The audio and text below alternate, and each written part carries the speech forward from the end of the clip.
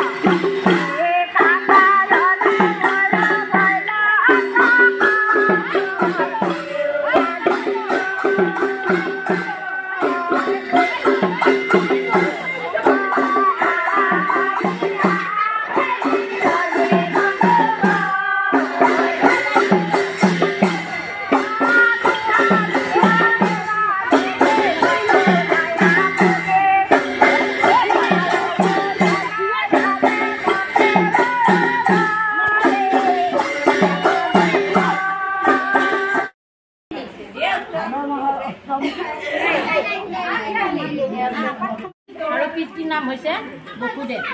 শ্ৰীকৃষ্ণৰ ঘাট প্ৰতিঘাতৰ মাজেৰে ভগৱান ৰূপে আমাৰ এই পৃথিৱীলৈ আহে।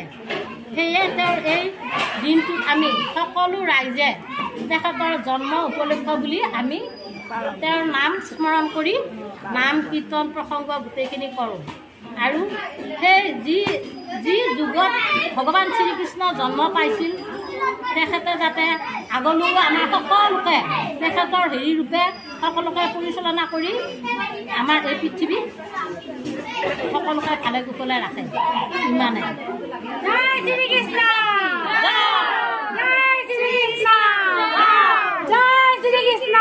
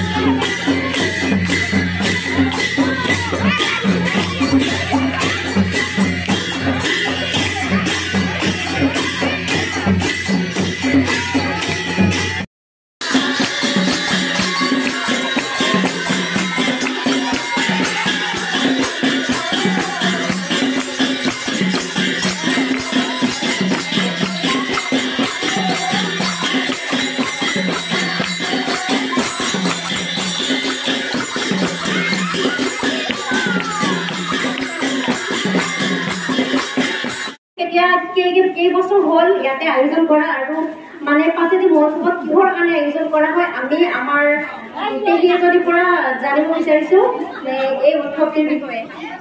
এইটো হৈছে পাচেলি। আজি বহুত বছৰৰ আগৰ পৰা এই পাচেলিটো উদযাপন কৰি আহি আছে। আজি উদযাপন কৰি থাকে তাহানি যুগৰ আমাৰ আইতা সকলোৱে এইটো কৰি অহাৰ পিছত পূৰ্ব জন্মৰ পৰা আৰু এতিয়া আমি উঠি অহা যিখিনি মহিলা আছোঁ সেই মহিলাখিনিয়ে আজি এই উৎসৱটো আমি পালন কৰিছোঁ। যিমান নতুন নতুন বোৱাৰীবিলাকো আহিছে। ধন্যবাদ জনাইছোঁ আমাৰ পেহীক। আৰু এতিয়া আমাৰ প্ৰসাদ বিতৰণ কাৰ্যসূচী আৰম্ভ হৈছে। আইসকলে সকলো ব্যস্ত প্ৰসাদ ভগোৱাত। তাকে মোৰ এইবাৰ প্ৰথমবাৰ ইয়াত পাচেলি উৎসৱটো পাইছোঁ, বহুত বেছি ভাল লাগিছে আৰু আগন্তুক দিনত ইয়াতকৈ বেছি ভাল হওক আৰু উঠি অহা নৱপ্ৰজন্মক উঠি অহা সৰু ল'ৰা ছোৱালীখিনি অভিনয় বা কৃষ্ণ হয় তেনেকৈ অভিনয় কৰিলে আৰু বেছি ভাল হ'ব আৰু বেলেগ মানুহ যিমান ডাঙৰ হৈ যাই থাকে বেলেগ মানুহ আহিব আৰু আদৰ্শ হ'ব, তাকে কামনা কৰিছোঁ আৰু ধন্যবাদ।